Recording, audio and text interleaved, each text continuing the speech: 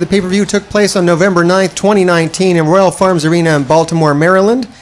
This was the first Full Gear event. First match on the show was Santana and Ortiz versus the Young Bucks. The build to this match was Santana and Ortiz decided to just fucking like power bomb old men through stages. So, you know, I guess that's one way to build heat. That's how they chose to build heat.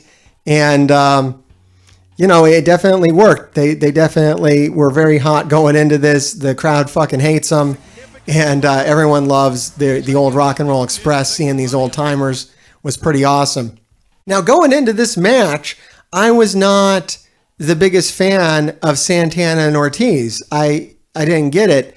I was also very new still on the Young Bucks. However, watching their matches leading up to this on TV, I definitely grew a fast appreciation for them. But Santana and Ortiz really took me by surprise in this. I especially loved the part where he goes to tag, where Santana goes to tag Ortiz, and oh, he's not there.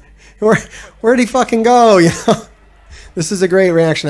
You know, little bits like that is what really works for me when I'm watching this stuff. I thought that was a fantastic moment. Wrestling rankings. The tag team rankings were released. Oh, the tag to the boot. Rick Knox won't allow it. You gotta tag his hand, not his foot, dude. Really enjoyed the interesting offense that they do. This like human fucking centipede pyramid business here is pretty amazing. Very entertaining match. I was riveted the whole thing. I got way more than I expected in this.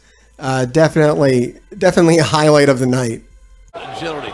This kid here said. Oh my God! During the match, Nick goes to do a kick and just kicks the fucking side of the ring, fucks his leg all up, and it'll be like that for the rest of the match. On the borderline. I love the sell that Ortiz does after he gets the super kick. So huge highlight of the match is when Matt does his chain suplexes, Northern Light suplexes. Amazing if you haven't seen that before. Northern Light suplex roll through. Matt hoists him up. Matt's been waiting a long time to get back to this thing legally. The locomotion trifecta now looking for 4. And he hits it on PNP. Rolls through. What the hell? Are you kidding me? Matt Jackson. 1, 2, no. Insane. Yeah, if you don't watch AEW, you're really missing out for spots like this. This was a beautiful execution on that spot. Looked fantastic. Crowd fucking loves it. This is actually how they got. Look at Nick going up to. Oh no, Nick! Yeah, you think that was an actual botch or him selling the leg? I mean, he covered the botch well. If he botched that, and that was him covering the botch, he did fucking great. On the outside, and now they've got Nick up. Street sweeper! 1, 2, 3. Santana and Ortiz in the match with the street sweeper. 1, 2, 3. You got your winner. Yeah, I did not see that coming. I did not see Santana and Ortiz winning that one or me enjoying them as much. Hadn't seen it in the build up to this match. Maybe I wasn't paying attention, but boy, this really opened my eyes. And now every time I see them, I'm very happy to see their work in the ring. It is excellent every time. And the Young Bucks, as always, delivering a solid match here. This was definitely a highlight of the night. Yeah, after the match is over, we get some bonus action in the ring. Some of the other Inner Circle comes out. The Spanish God comes out to beat the shit out of the Young Bucks, and we get an assist from the Rock and Roll Express. Ricky and Robert, get out of there! Oh, bridge! Giving a nice assist to the boys out of the ring. The outside. Oh, look at this, Ricky going over the top.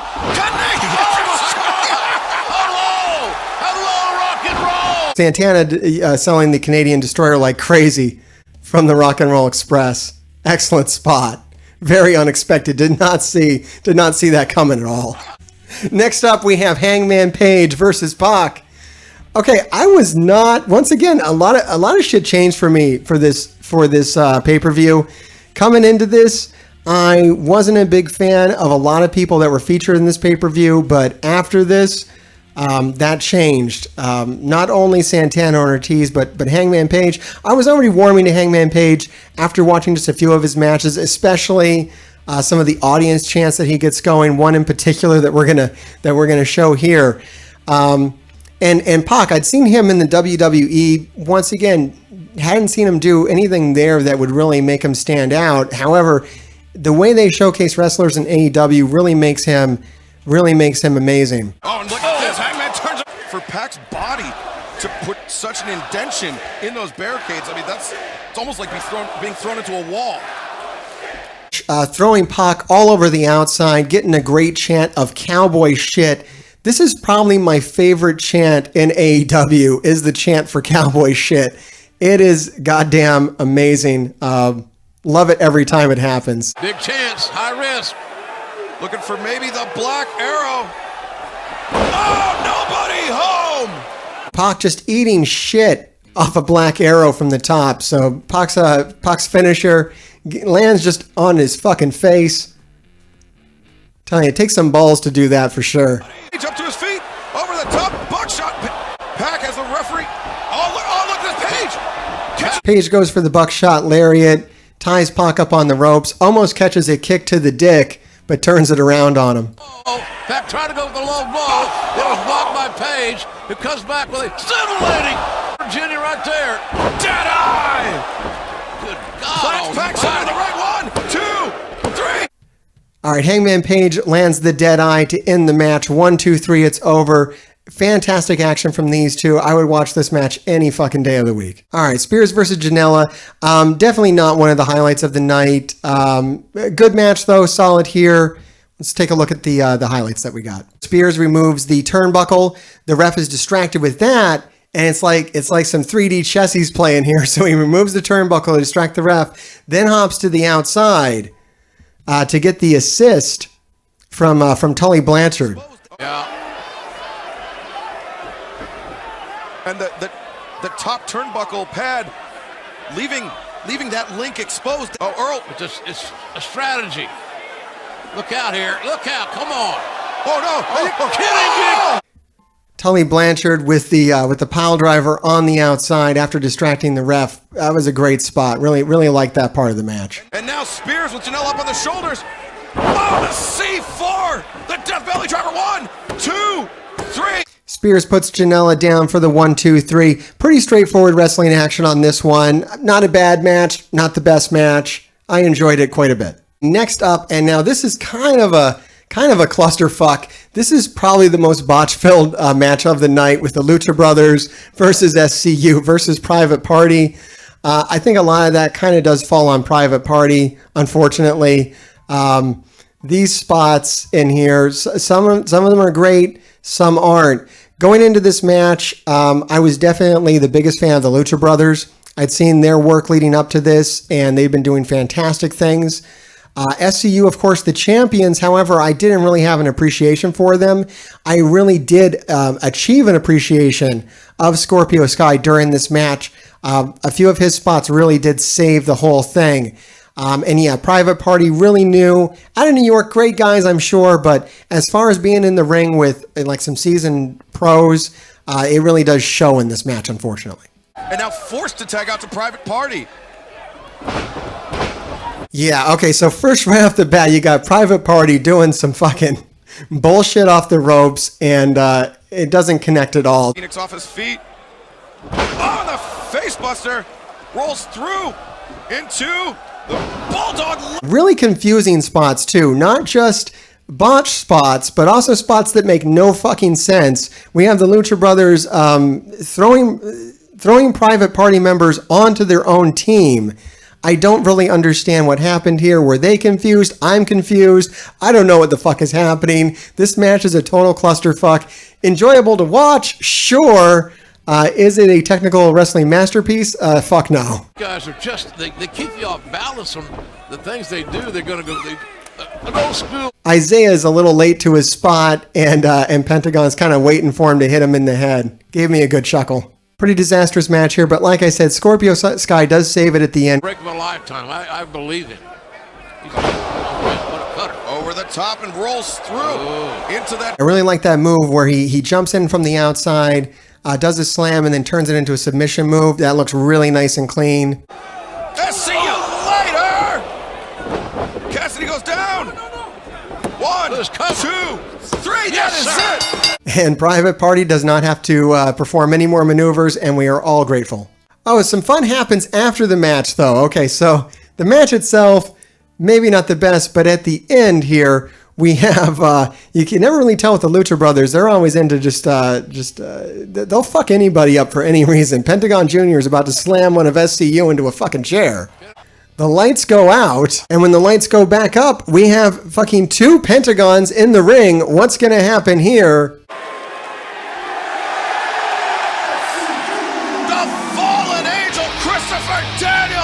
The mask comes off, and it's Christopher Daniels, the fallen angel, saving his SCU partner from the fate with the chair.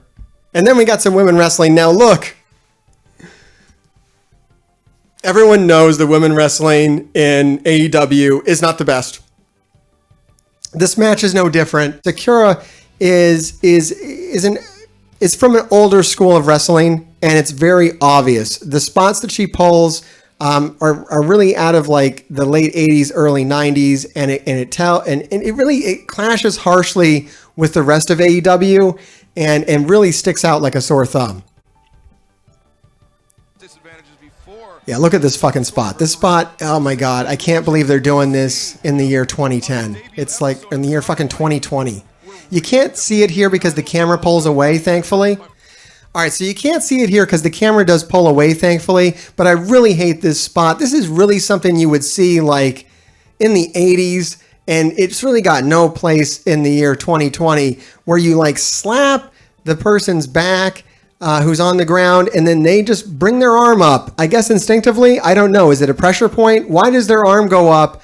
I don't know, but this is the most aggravating moment of the night. Now, the crowd seems confused by this too. They seem like they're watching a match from the past and they don't know how to react to it. They kind of go along with it. The heat on her isn't proper. I know she's supposed to be the heel here, but mostly people are just trying to be nice to her because they feel like she's elderly and maybe confused and got lost on the way to the show. I don't know. It just comes off really, really strange. The whole match kind of has this very weird vibe to it. And, I guess we're just lucky that no one's getting hurt. She's doing like the Freddie Mercury kind of like call and response. Oh man. Well, the story here is that she is Rio's trainer. So this is like some sort of grudge match. However, there really wasn't a lot of build to this on TV. It just does not come over well, and this match is pretty bad. Yeah, she's definitely a legend. So it's nice to see them get their time in the spotlight. However, some update for the routine would be needed for this to really sell over properly. Utter confusion from the fans is what we have here. The audience is just entirely bemused at this. They're trying to play along with it, but they really don't know what to do. I mean, what you have here is almost like a comedy match, which is fine. And definitely, it has its place because we're about to get into some really dark shit. So having this nice little light moment is, if you're watching the whole show, you're watching it in one sitting, you're not just watching highlights. It's definitely kind of like a palate cleanser before the main event start. Too close to call. Crucifix there. Riho rolls through. High stack 1, 2, 3. Oh, she got it. Rio does end the match with this beautiful spinning move into a pinfall, which is rather nice. That's definitely the highlight of the match. And 1, 2, 3. Thankfully, it's over. All right, moving into our main events. We got Cody Rhodes versus Jericho. The build-up for this is pretty goddamn epic. I mean, Cody is over as fuck at this time in the company, and I think everybody wanted to see him win the championship here. However, spoilers, I'm glad that he doesn't, because the reign that Jericho has as a champion after this is fairly classic, and the end of the match in general is very epic and unforeseen at the time, and leads to some really great stuff that happens afterwards. I've watched a lot of the television content that happens after this as well as what happened before. And it definitely makes sense why they ended this the way they ended this. And things really aren't the same afterwards. And it's very cool to see pay-per-views that have long-lasting implications in the content that comes after. There is one spot during this pay-per-view where Cody just goes for a tope suicida to the outside and just eats shit on the metal ramp. I don't know if this is a blade job where he went too deep or if he actually just fucked this landing up and screwed his head up, but he puts a permanent scar on his face that is extremely nasty in here to this day, I think. At least it's prominent for months after, as far as I am. I don't know what happened here, if this was a botch, intentional, or what, but man, he fucks himself up good, and he bleeds up all the way through this match. And even the night after, he gets cracked open again on TV.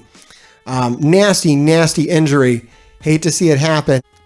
Okay, yeah, my chat's confirming here. This was a shoot. This was not intentional. It does not seem so. It's too much. It's really too deep. I mean, it's a permanent scar. He's fucked up good. Yeah, right here, the ref is gonna be asking him, "Hey, do you want to go on? That was not supposed to happen. Are you okay?" All right, they do keep the match going. Some lighter moment out here with Chris Jericho and Cody's mom, which I just fucking love. Goes up to his mom and gets slapped in the fucking face for the trouble. Concern is And now Jericho is right in the... Jericho gets knocked down after that, and she gets another shot in him. If you pay close attention here, you can watch him get another slap from old mom. Oh! Cody! Well, her son's like bleeding out like a fucking stuck pig, so slapping Jericho maybe was a way to relieve that stress. Okay, at the end of the match, we have this brilliant spot from Jericho. This is really only Jericho, man. The ref is distracted, so he goes to hit Cody with the belt, and the way he plays it is so brilliant. I especially love when he lays down to pretend like nothing happened, and he looks up for a half second. Just chef's kiss, comedy brilliance. Oh, gosh! Just brained Cody! and then he got rid of the evidence. Then Jericho got rid of the evidence. Okay, of course, this match ends famously with Jericho repetitively applying the Lion Tamer until Cody does not want to give up. But MJF throws in the towel. Look on her Oh, face. God! Look at the... Oh! Oh! What's the Thousand? That is it! So why it's so important here, why Cody didn't want to give up is because he put a stipulation on himself that he would never be able to challenge for the title again if he lost this. So this is a major, major moment right here and a major betrayal by MJF, who proceeds to take Cody to Dick Kick City and tell him that he did it. He did it intentionally. And this is nuclear heat on MJF after this move. Nobody fucking likes MJF after this, and amazing heel work on display right here. MJF saying sorry. What the hell? This, of course, kicks off a feud that will last for the rest of the year, I think, and lead up to the next pay-per-view. Okay, and then we have our main event. Now, this is a lights-out match. And the lead up to this is really, the build for this match is that when they started off AEW, I think there was an assumption that maybe Omega would just take the championship and be the fucking champion of AEW right off the bat. That's not the case. As we all know, Kenny Omega likes his long-form storytelling, and the story he decided to tell was him getting his ass beat for the first, year of AEW. Kenny Omega just keeps booking himself in matches where he gets just fucked up. This is no different. Here he enlists the help of Jon Moxley, who, fucks people up for a living and truly enjoys it. This is a lights out match, which means that it's unsanctioned.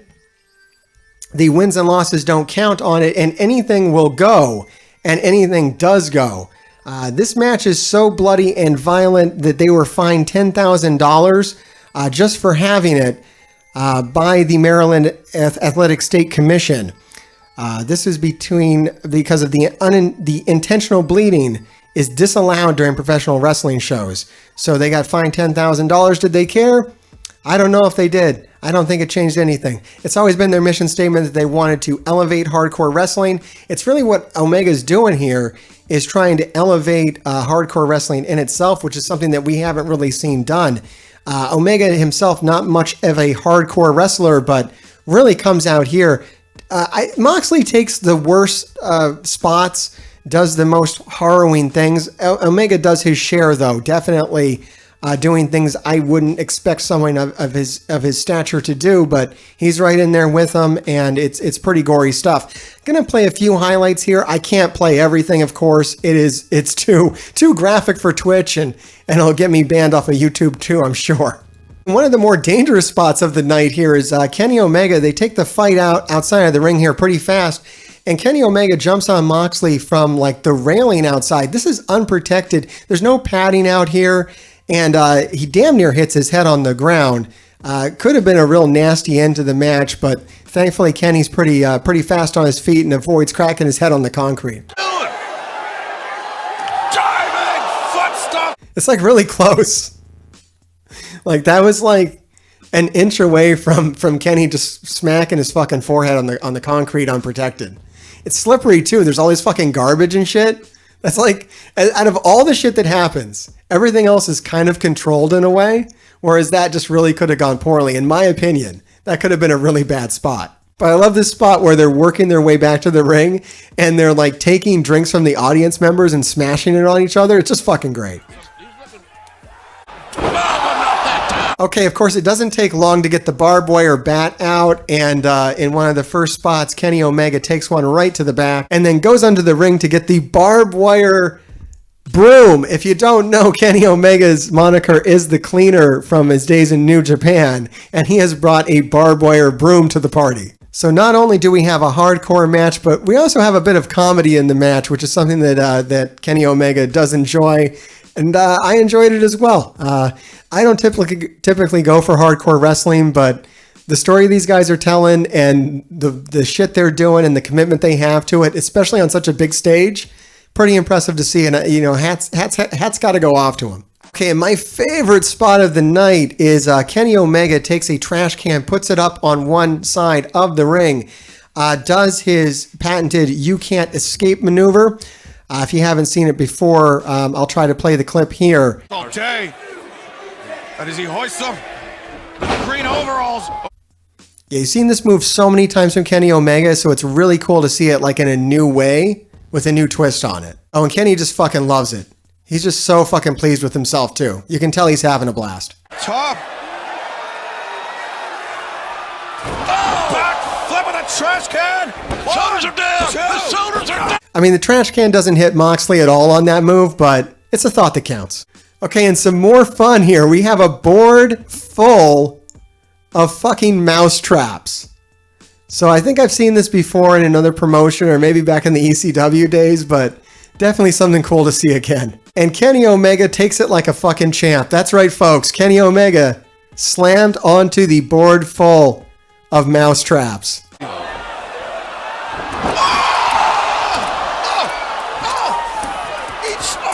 Really gotta love Kenny Omega's commitment. I mean, this is something right out of Jackass here. I mean, he's rolling around on it. He's trying to get them all to trigger. Good on you, Kenny. One of the bigger spots of the night, of course, is the barbed wire spider web. That's right. The fight proceeds to the outside again. Kenny Omega calls for his boys to bring out the barbed wire spider web, because that's right, folks. Kenny Omega, he's got his screw loose too.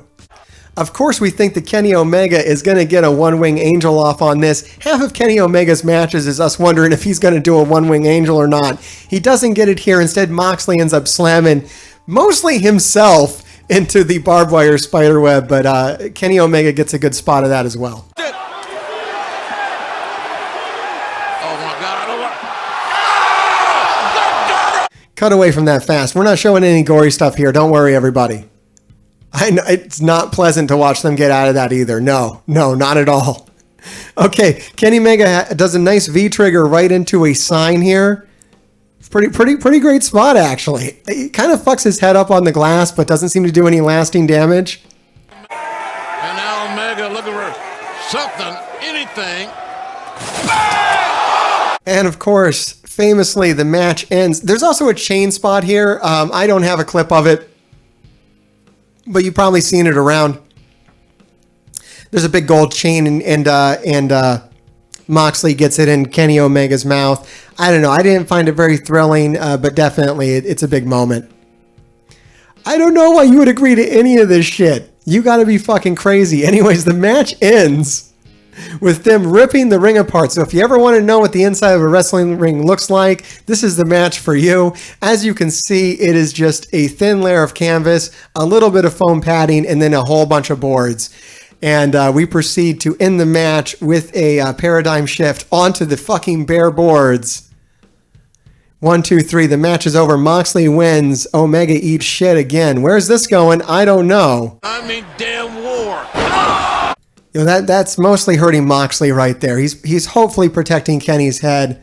I assume so, at least, since Kenny's not dead now. Omega got dropped on his head. From here, Moxley will end up feuding with Jericho since Cody can no longer challenge for the belt after this. Cody enters into a feud with MJF after the betrayal here, and then Kenny actually goes into a pretty successful tag team run with Hangman, which is amazing. Yeah, another clip I didn't show here was Omega missing the moonsault right before landing all into the wood, which has really got to suck. All in all, I thought this was an awesome pay-per-view. This is their first pay-per-view where they had television shows leading up to it. So really cool to watch all the build to this. They had a couple of pay-per-views before they started doing Dynamite on TV. I thought this was fantastic. I'm looking forward to the next one. Let me know if you enjoyed this and all the work this took to do. Please like and subscribe. Let me know down in the comments. Do you want me to do? I believe the next pay-per-view coming up is Revolution. So if you want me to do this with Revolution, I'm starting to watch the build up to Revolution now. If you want to see that, make sure you like and subscribe and keep digging.